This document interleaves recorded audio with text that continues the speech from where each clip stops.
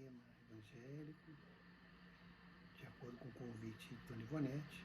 Então vamos começar abrindo uma página do Caminho, Verdade e Vida de Emmanuel para fazer a nossa oração. Capítulo 68, Além túmulo. E se não há ressurreição de mortos, também o Cristo não ressuscitou. Paulo, 1 Coríntios 15, 13. Teólogos eminentes, tentando harmonizar interesses temporais e espirituais, obscureceram o problema da morte, impondo sombrias perspectivas à simples solução que lhe é própria. Muitos deles situaram as almas em determinadas zonas de punição ou de expurgo, como se fossem absolutos senhores dos elementos indispensáveis à análise definitiva. Declararam outros que, no instante da grande transição, submerge-se o homem num sono indefinível até o dia derradeiro consagrado ao juízo final. Hoje, no entanto, reconhece a inteligência humana que a lógica evolveu com todas as possibilidades de observação e raciocínio. Ressurreição é vida infinita, vida é trabalho, júbilo e criação na eternidade. Como qualificar a pretensão daqueles que designam vizinhos e conhecidos para o inferno ilimitado no tempo? Como acreditar permaneçam adormecidos milhões de criaturas aguardando o minuto decisivo de julgamento quando o próprio Jesus se afirma em atividade incessante?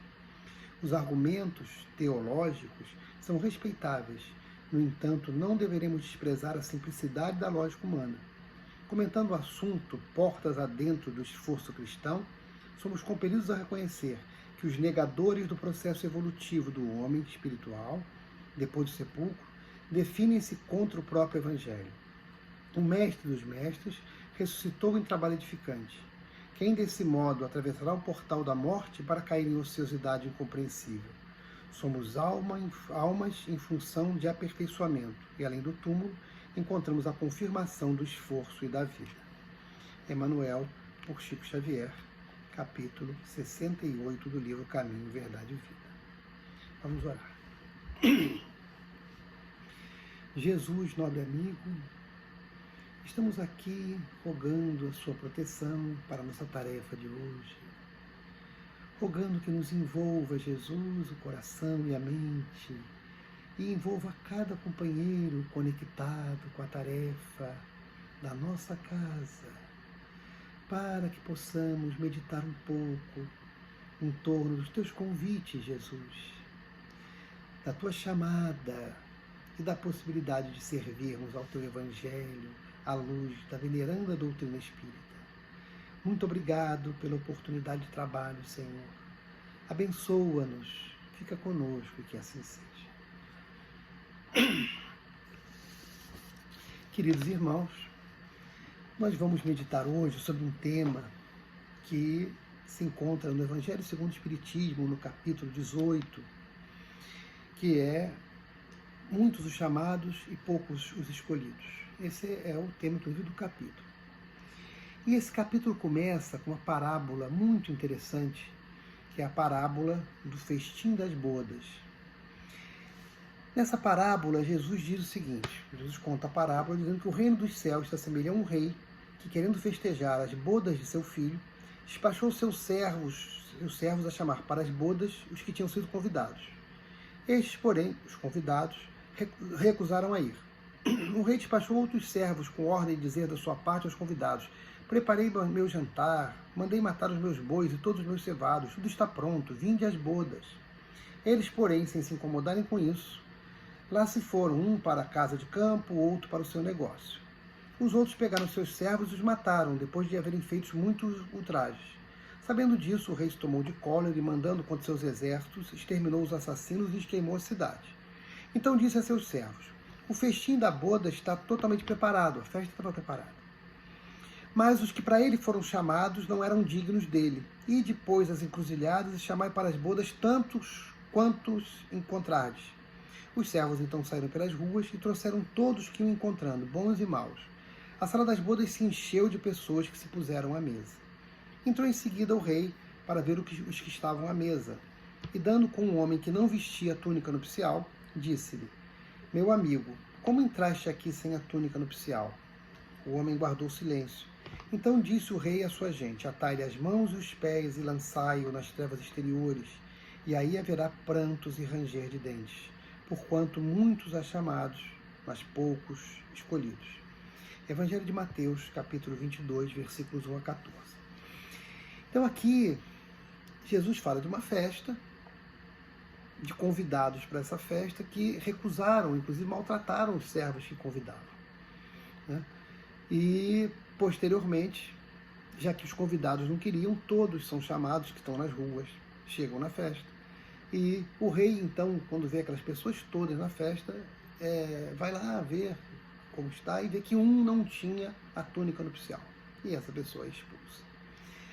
Kardec vai comentar sobre essa parábola, referindo-se à própria vinda de Jesus, fala dos profetas e de como foram tratados e maltratados os profetas e maltratado o próprio Cristo, né?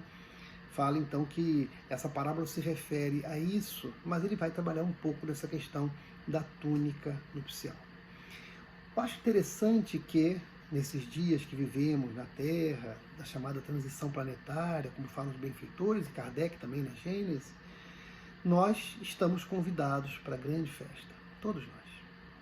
Todos fomos convidados por Jesus para estarmos aqui, para que pudéssemos viver esses momentos e nesses momentos crescer. A grande questão, e alguns estão no corpo, encarnados, outros fora do corpo, e vivendo, sofrendo nesses dias dessa pandemia. E esses graves testemunhos pelos quais passamos são grandes oportunidades de crescimento. Mas tecer a túnica nupcial é exatamente a nossa luta, né?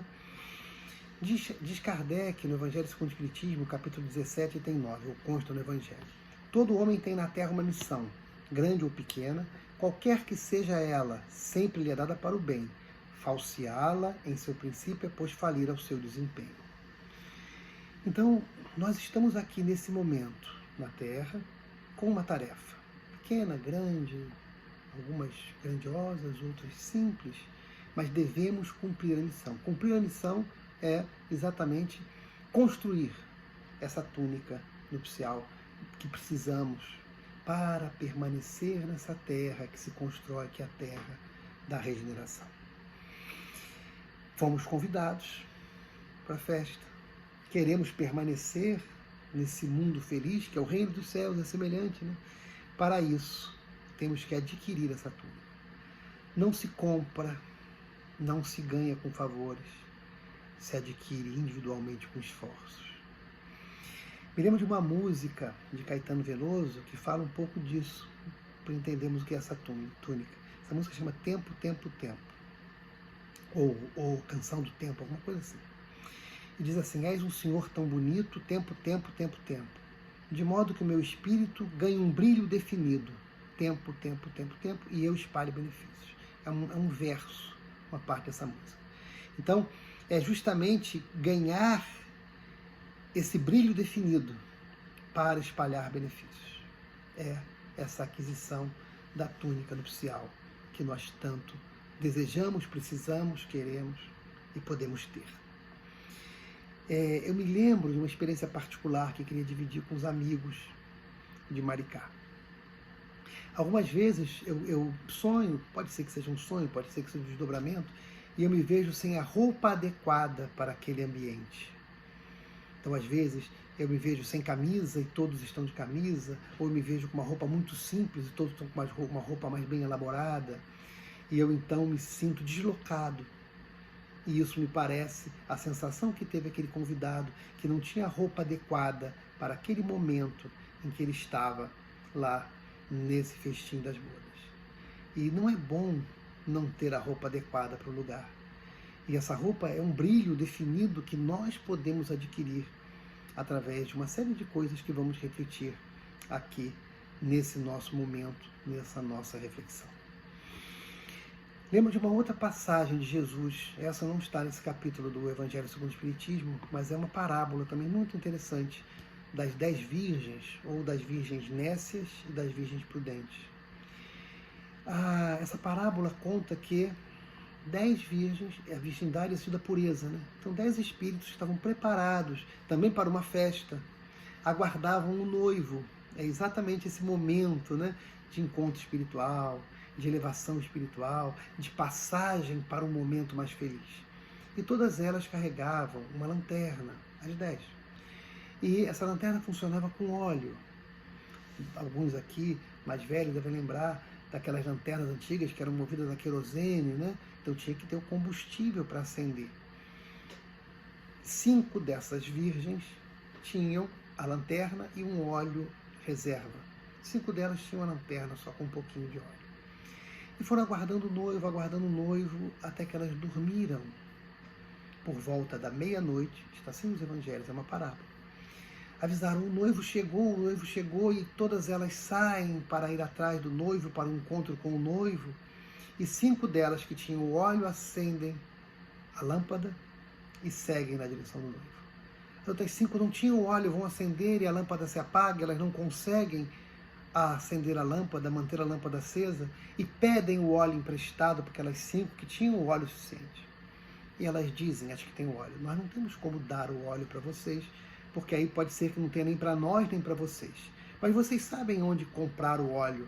Vocês vão até lá, compram o óleo e voltam. E elas então atenderam aquele que foram correr até a venda, o local onde podiam adquirir o óleo. E aquelas 5 que tinham óleo seguiram com o noivo e entraram para as bodas. Quando aquelas 5 adquirem o óleo e voltam, já não conseguem mais adentrar nas bodas. Percebemos que é semelhante à túnica nupcial, né? Que é esse óleo? Que é essa túnica? Por que aquelas que tinham não dividiram? Porque esse óleo é a virtude, que é uma aquisição individual e que não podemos dar nem para os nossos maiores amores, nossos filhos, nossos pais, nossos irmãos, nossos queridos, porque cada um tem que passar pela sua experiência de aquisição da virtude, do conhecimento, da sabedoria. Cada um tem que tecer a sua túnica nupcial. Essa é uma tarefa individual, é a tarefa da evolução. Por isso que não se pode dar, você pode dar os caminhos, você pode dar os conselhos, você pode ensinar, você pode educar, mas é preciso que aquele que recebe queira entender, aceitar o conselho, crescer, se instruir, se educar e adquira o conhecimento, adquira a virtude, construa o seu caminho de felicidade. Então, e veja que interessante que aquelas 5 que não tinham óleo sabiam onde comprar. Ou seja, elas sabiam como conseguir a virtude, como conseguir o óleo. Vão até lá, adquirem, mas aí é tarde demais. Me lembro de uma outra música do Beto Guedes, Sol de Primavera, que diz assim, Sol de Primavera, num verso, abre as janelas do seu peito. Abre as janelas do meu peito. As lições sabemos de cor, só nos resta aprender. Essa frase que eu queria destacar. As lições sabemos de cor, só nos resta aprender. Todos nós sabemos tudo o que Jesus ensinou. Repetimos, falamos, ensinamos para criança, falamos em palestras, sabemos de cor, só nos falta aprender. Aprender é entronizar, e entronizando viver as lições que nós agora não só sabemos de cor, mas nós aprendemos. Temos condições, irmãos e irmãs queridas, de permanecer na terra de redenção que se desenha, de logo mais, né? Passados esses dias difíceis, os testemunhos mais árduos, a Terra será um novo planeta, melhor do que é hoje. E nós queremos permanecer, nós queremos usufruir já desse quinhão de felicidade coletiva que está na Terra, mas para isso temos que merecer, temos que construir, temos que tecer essa túnica nupcial, temos que ter esse óleo para acender a lâmpada. Me lembro agora de uma outra história, essa me foi contada na juventude, na mocidade, também sobre Jesus, que acho muito importante para esse momento, para essa reflexão. é sobre o julgamento de Jesus. Jesus estava lá com Pilatos, naquele momento crucial do julgamento. Quando a gente reflete nessa história de Pilatos, percebe-se que Pilatos, ele sabia que Jesus era inocente, ele não queria condená-lo, mas ele se vê pressionado pelas autoridades da época, especialmente do judaísmo, e ele fica, enfim, com aquela pressão, tentando alternativas que não fosse a condenação à pena de morte. E ele se lembra de uma alternativa para aqueles dias, que era a possibilidade do povo escolher um preso para ser libertado. Então Pilatos se lembra daquilo, e aquilo foi um alívio para ele, porque ele sabia como Jesus era famoso, querido, e leva então Jesus, junto com outro preso que estava lá, que era Barrabás, para que o povo escolhesse quem ia ser libertado. A impressão que eu tenho é que Pilatos estava convicto de que as pessoas escolheriam Jesus porque ele era muito querido. Entretanto, provavelmente porque a multidão que estava ali para escolher já tinha sido insuflada, quando Pilatos oferece Jesus e Barrabás e pergunta quem deve ser libertado, a população, o povo, as pessoas que estavam ali, começam a gritar: Barrabás, libertem Barrabás.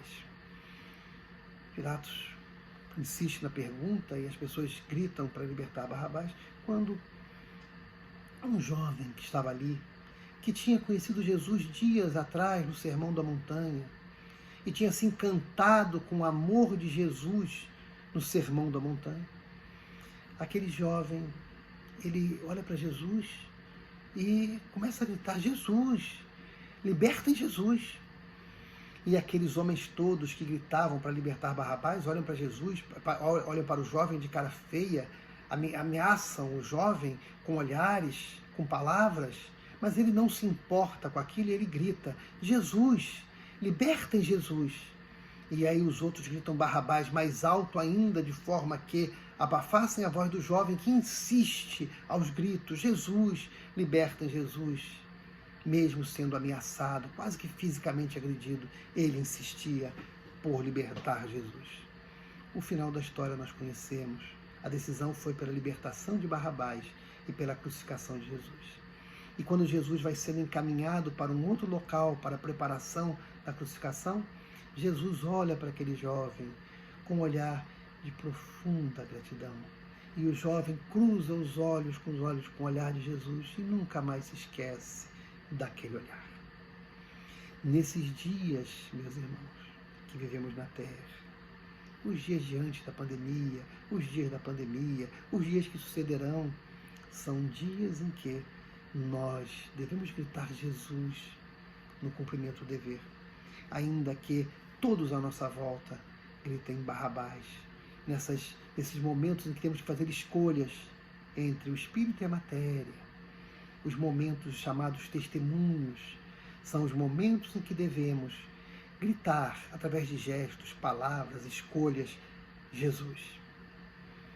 Lembro-me novamente no Evangelho segundo o Espiritismo, no capítulo 17, Sede Perfeitos.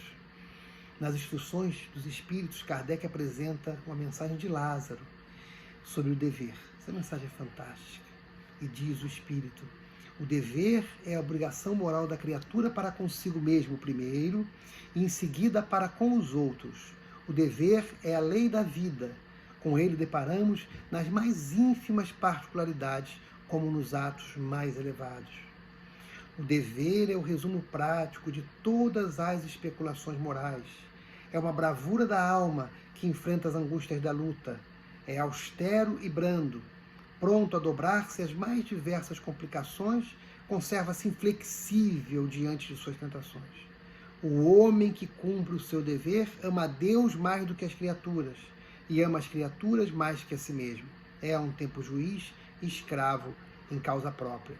Continua Lázaro: o dever é o mais belo laurel da razão, descende desta como a mãe, sua mãe e o filho. O homem tem de amar o dever, não porque preserve de males da vida, mas os quais a humanidade não pode subtrair-se, mas porque confere à alma o vigor necessário ao seu desenvolvimento. Então, meus amigos, é justamente cumprir esse dever, lutar por viver o que o Cristo pregou, lição que nós sabemos de cor, é viver esses ensinamentos que nos fará tecer a túnica nupcial, que nos fará ter o óleo para acendermos a lâmpada nos momentos dos graves testemunhos. Lembro mais uma vez de uma letra de música popular brasileira, cantada por Milton Nascimento, Caçador de Mim, que tem uma hora que ele fala assim: nada a temer senão o correr da luta. Todos nós temos as nossas lutas na terra, na vida, nossas lutas pessoais, na família, no trabalho, lutas conosco mesmos.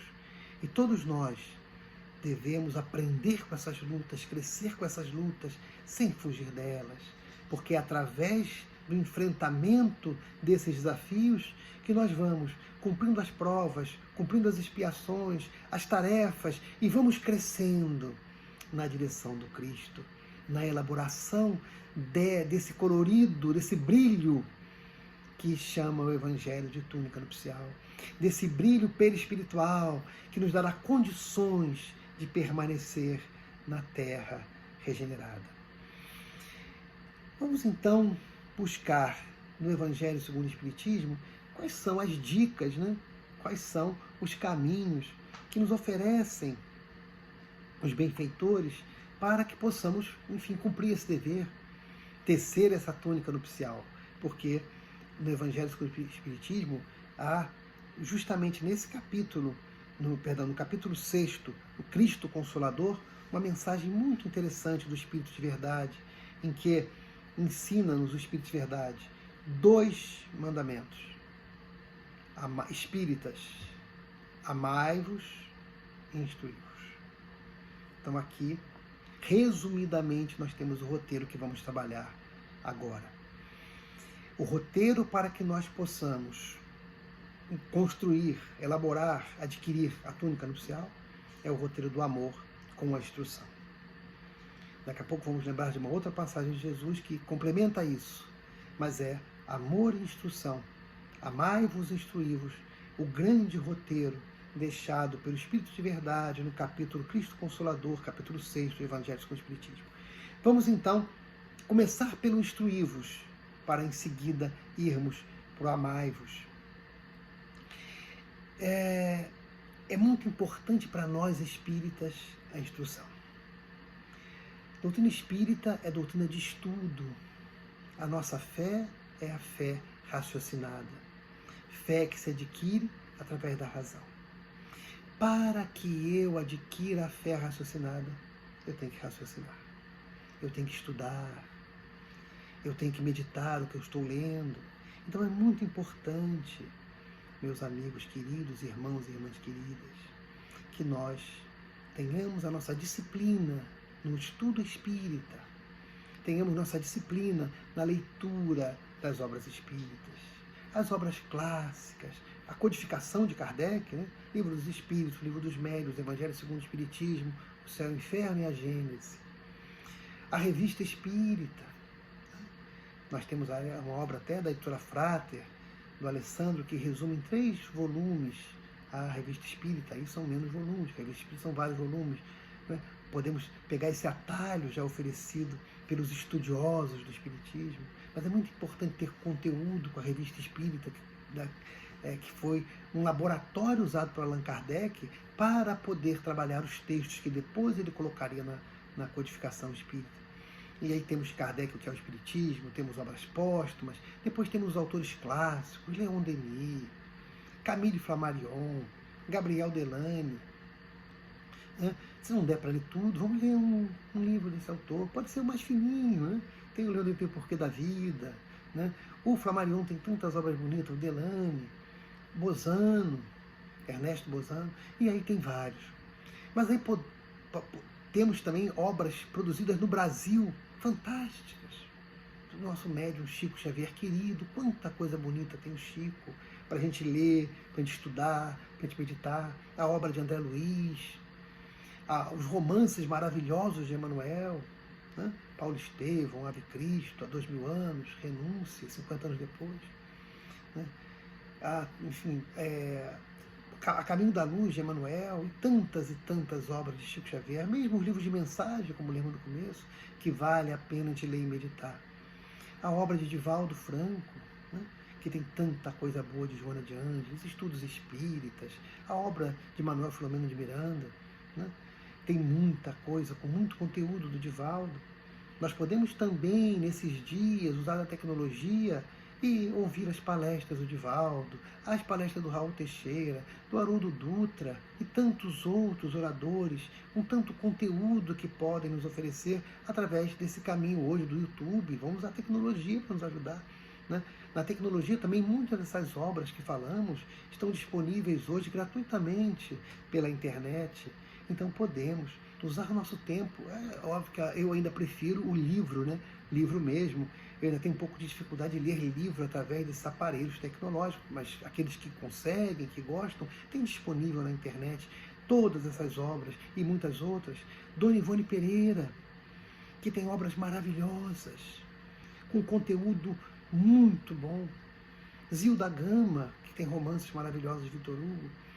E aí nós temos diversos outros autores brasileiros de conteúdo. Raul Teixeira, as obras do Espírito Camilo, que são maravilhosas, lembra aqui Justiça e Amor, Correntezas de Luz, dentre outras obras fantásticas da editora Frater, da nossa Casa Espírita, da Sociedade Espírita Fraternidade, a minha Casa Espírita, co-irmã do nosso lar, e que tem a editora Frater também disponível pela internet, com vários livros.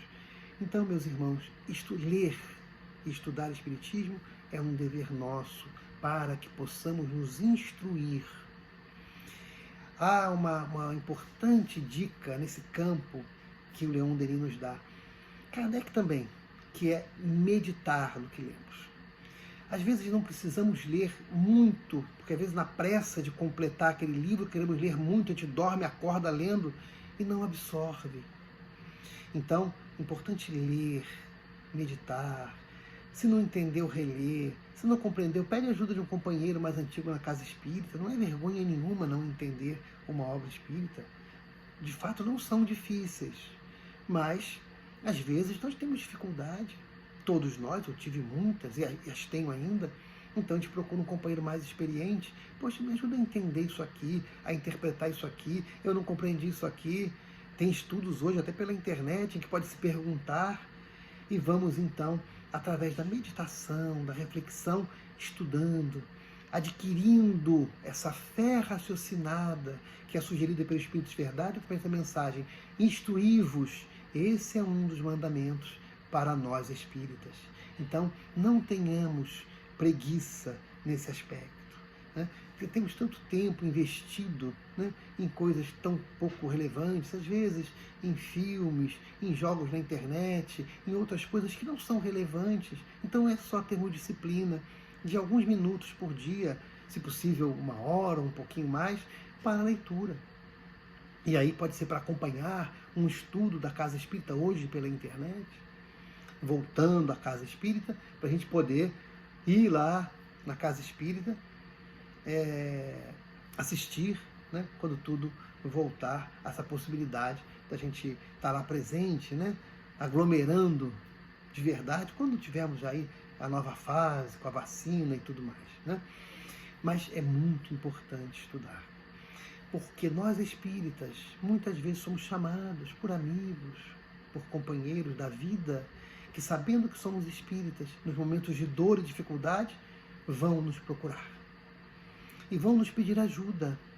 E nessa hora é fundamental a gente ter o que oferecer, ter conteúdo, ter o que falar. Às vezes os nossos benfeitores querem nos inspirar, mas nós não temos muito o que dizer. E às vezes falamos bobagem, ou ficamos em silêncio, né? Ou então indicamos para outro companheiro que está sobrecarregado porque ele já tem mais tarefa. Então, na medida que nós vamos estudando, nós vamos nos preparando como trabalhadores da última hora, como escolhidos daqueles que foram chamados para servir Jesus. Lá no nosso lar, a obra de André Luiz, tem lá: quando o trabalhador está pronto, o trabalho aparece. Então vamos nos aprontar, vamos estudar, vamos meditar, para que possamos estar prontos para servir nesses dias da transição planetária. Nós espíritas temos uma missão importantíssima de confortar corações amigos. Quantos companheiros não espíritas nos buscam na desencarnação de um ente querido, ou na dor, na doença de um ente querido, nos buscam. Eles não querem ser espíritas, eles querem só ouvir palavras confortadoras. E depois eles seguem. Sem nenhum problema, nós não temos que fazê-los espíritas, mas nós podemos, nessa hora, oferecer o conteúdo belíssimo que o Espiritismo tem, para que possamos fortalecer esses companheiros. Então vamos nos instruir para que possamos ter condições de sermos bons trabalhadores desse momento. Mas a segundo mandamento, que vem antes, amai-vos, instruí-vos, eu aqui inverti. O amai-vos. Meus amigos, essa proposta de amor é muito importante. Jesus nos ensinou a amar ao próximo como a si mesmo. Então, é muito importante, nessa proposta de amar ao próximo, que nós nos amemos. Para que eu me ame, eu tenho que me conhecer. Então é importante eu fazer esse mergulho íntimo, para saber quem eu sou, para que eu tenha condições de amar. Nesse mergulho íntimo, saber-se imperfeito. Porque na hora que eu reconheço-me imperfeito, eu vou ter mais condições de amar, porque eu vou julgar menos o companheiro nas suas dificuldades, porque eu vejo que são iguais ou menores que as minhas, que são muitas. Entender-se perfectível, né? Então eu vou lá, me conheço, vejo o homem velho, e aí vou me melhorando. O conceito de Kardec de verdadeiro espírita. Conhece o verdadeiro espírito por sua transformação moral, pelos esforços que faz para domar suas más inclinações. Então é justamente esse esforço de transformação moral que nos faz verdadeiros espíritas. E aí, na medida que eu vou me conhecendo, me melhorando, eu já estou lá adquirindo essa beleza de perispírito, né? Porque eu vou me modificando, eu vou adquirindo o brilho definido, a tônica nupcial. E aí eu vou tendo condições de amar o próximo, porque eu já me entendo, eu já vou amar de uma forma bem melhor. E aí Kardec pergunta na questão 886 do Livro dos Espíritos, como a caridade, como Jesus entendia a caridade, e a resposta dos benfeitores é: caridade é benevolência para com todos, perdão das ofensas e indulgência com as faltas alheias. Então vejamos que caridade é muito mais do que aquele momento nosso, trabalho assistencial, que é importantíssimo para todos nós. O exercício, né, diz um espírita, um orador espírita, Alberto Almeida, né, que é o exercício do amor neutro, que no trabalho essencial eu não sei quem vai estar ali, eu vou lá, e aí como eu não conheço as pessoas, eu vou, aquela beleza, né? Aquela dificuldade que eu tenho muitas vezes em casa, de ser benevolente, indulgente, perdoar, eu não tenho com a pessoa que eu não conheço. Por isso que é muito importante esse trabalho do bem, o trabalho assistencial, o trabalho na casa espírita, a evangelização, a sopa, o carinho, porque aí eu vou me fortalecendo para que essa minha benevolência ali se transforme em benevolência para com todos. Não tem exceção, meus irmãos, minhas irmãs. Todos. Eu brinco quando falo isso, que todos inclui a sogra, o sogro, o genro e a nora, para que sejamos justos. Não tem exceção, meus irmãos. É todo mundo. Então, essa benevolência que começa, obviamente, no lar, na hora que a gente acorda de manhã, né? Às vezes não acordou bem, mas a gente tem que ser benevolente para com todos. Os outros não têm culpa das nossas dificuldades, nossas dores, né? E aí na hora que a gente sai de casa, com as pessoas na rua, todos. Então o companheiro que eu vou encontrar no ônibus, o companheiro que eu vou encontrar no comércio, o companheiro que eu vou encontrar no trabalho, né? São todos. E na volta a mesma coisa. Nos meus contatos sociais, todos. É a benevolência, é o carinho, a fraternidade, ver o outro como irmão, né? É esse processo de ternura permanente nesse contato, nesse intercâmbio com os companheiros com os quais eu vou lidando em cada dia, no dia a dia. Aí fala, e vamos começar também com a indulgência com as faltas alheias, já o perdão final. Indulgência, meus amigos, é compreender a falta do outro. É muito melhor construir isso quando eu me entendo, quando eu me conheço, quando eu conheço as minhas faltas, quando eu vejo, poxa, se eu tivesse naquela situação, eu erraria também. Se eu tivesse naquela casca de banana, eu escorregava também, pior que ele. E aí eu entendo o outro. Indulgência dá um pouco de empatia, né? Me coloco no lugar do outro. E aí vejo, meu Deus, que barra. Vamos dar a mão para o companheiro. Né? Então a indulgência pressupõe essa compreensão da dificuldade do outro, que é muito melhor eu fazer quando eu compreendo as minhas próprias dificuldades. Que é muito bom quando alguém é indulgente conosco, quando a gente erra, e a pessoa, tudo bem. E por fim, o perdão das ofensas, que é um exercício fundamental, meus amigos, meus irmãos, minhas irmãs. Perdoar aquela pessoa que nos magoou, que nos machucou, que nos feriu. Porque é tão bom quando nos perdoa. É tão bom ser perdoado. Então vamos exercitar o perdão liberta.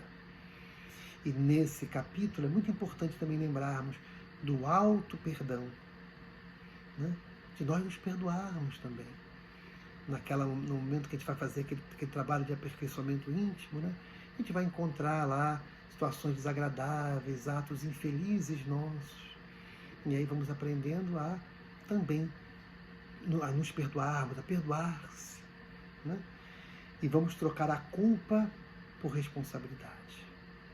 A gente identifica que se equivocou e aí tenta corrigir com o companheiro, pedir perdão, retificar o caminho e ao invés de nos culpar, assumir o equívoco, assumir-se para que eu possa corrigir, porque quando eu vou me culpando, eu vou me enterrando num processo de autopunição em que eu não cresço. Na hora que eu me perdoo, que eu assumo, eu errei, eu estou errando, eu tenho errado nisso, e eu não quero mais errar nisso. E aí eu vou começar a consertar. Existe uma frase também da música de Van Lins que diz assim: só não lavei as mãos e é por isso que eu me sinto cada vez mais limpo. Ou seja, eu assumi, eu não fugi. E aí eu assumi aquilo e digo, não devo fazer mais isso, eu já tenho maturidade para não repetir esse erro.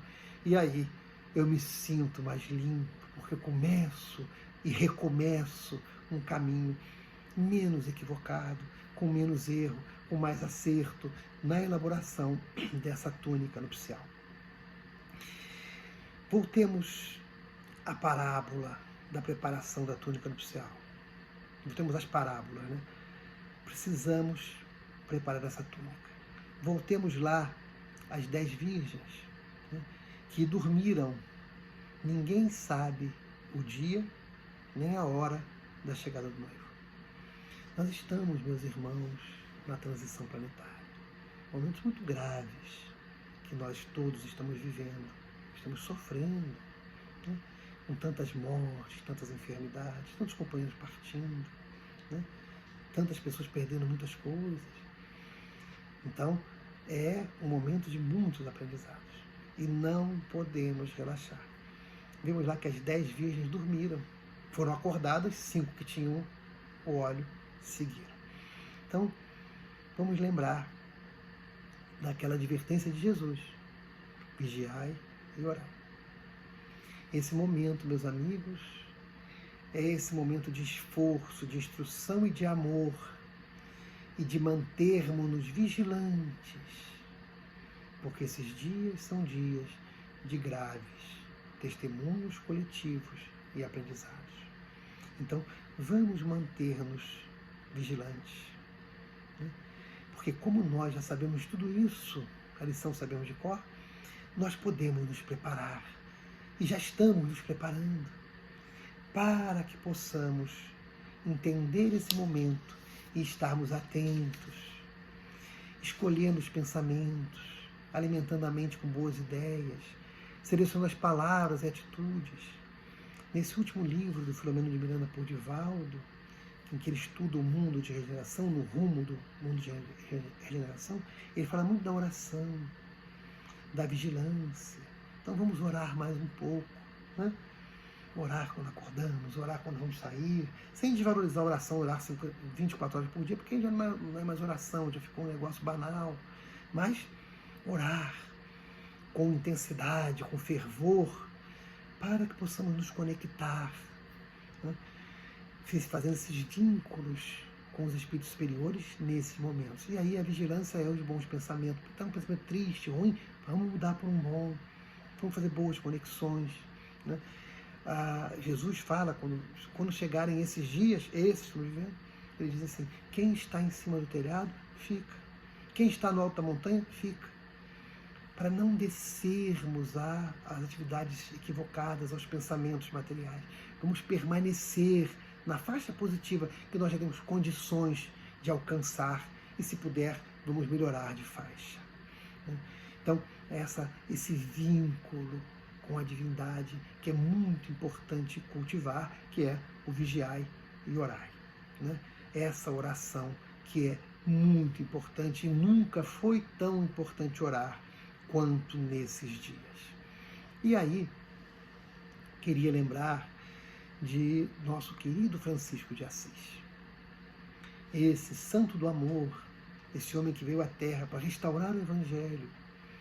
E ele tem um momento que ele já está doentinho, estava lá com o Frei Leão, já deitado, ele já estava cego, e ele pede a Frei Leão, vou até que pegar o livro para poder ser fiel ao que ele fala. Ele pede ao Frei Leão, ele afirma assim: 2 pedaços de pau são alaúdes e violinos, irmão Leão. Pensei nisso durante a noite toda. Todos eles têm voz e celebram o Senhor. Traz-me 2 pedaços de pau. Frei Leão então vai lá, leva 2 pedaços de pau. Ele apoia um no ombro e movia rapidamente o outro como um arco de violino. Sentado em seu colchão, tocava fora de si e cantava. Tinha fechado os olhos e inclinado a cabeça para trás, arrebatado. E aí ele fala assim para Frei Leão: escutas os pedaços de pau que cantam? Escuta, diz Frei Leão. No começo eu ouvi apenas os 2 pedaços de pau que eram esfregados um no outro, rangiam, e a pouco meu ouvido habituava-se, minha alma despertava, eu comecei a ouvir sair dos 2 ramos secos uma melodia dulcíssima. Nas mãos dele, a madeira muda tinha se transformado em violino. Estás ouvindo, irmão Leão? Expulsa a razão, deixa teu coração livre para ouvir. Quando se crê em Deus, não há madeira muda, nem dores sem posterior alegria, e não há vida cotidiana sem milagres. Vou repetir esse final. Quando se crê em Deus, não há madeira muda, nem dores sem posterior alegria, e não há vida cotidiana sem milagres. Expulsa a razão. Então, meus irmãos, nesses dias, nessa busca de conexão com Deus, nessa busca de oração e vigilância, nesse roteiro de instrução e amor, é a hora de nós buscarmos conectar através do coração. Expulsa a razão, para que possamos entender esses cânticos divinos e o amor divino que está presente mesmo nesses dias de pandemia. O mundo espiritual está aí, amando, redimindo, amparando. E se nós orarmos, se nós pararmos, e se nós ouvirmos através do coração, nós vamos conseguir sentir Deus e ver a presença divina na preparação desse mundo de regeneração que está tão perto. Nós já temos condição, meus irmãos, de termos a túnica nupcial.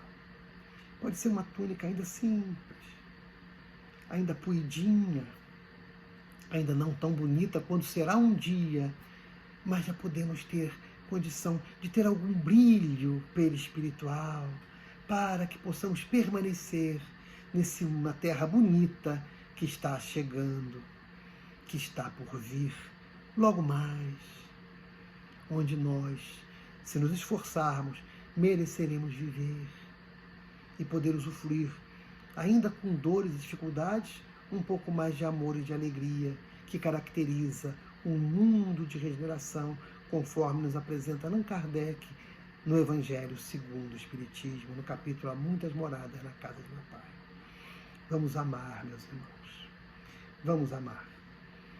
Me lembro, mais uma vez, de Francisco de Assis, quando no finalzinho da vida perguntam a ele o que é o amor. Ele responde assim: não é compaixão nem bondade, pois nos dois, na compaixão e na bondade, há dois indivíduos. No amor, há somente um. Os dois se unem, tornam-se apenas um, sem distinção. O eu e o tu desaparecem, pois amar significa desaparecer. Amar significa desaparecer. Irmãos queridos, dessa casa querida, quero abraçá-los com muito carinho, desejando que todos nós continuemos nos esforços por elaborar a túnica nupcial, mantendo a vigilância e a oração, o amor e a instrução, para que logo mais, no alvorecer da nova era, quando tivermos no festim das bodas, possamos estar adequadamente vestidos para usufruir os novos dias que estão vindo. Que a paz de Jesus continue a nos abençoar. Muito obrigado pelo honroso convite. Fiquem todos com Deus. Muito obrigado, meus irmãos. Que assim seja.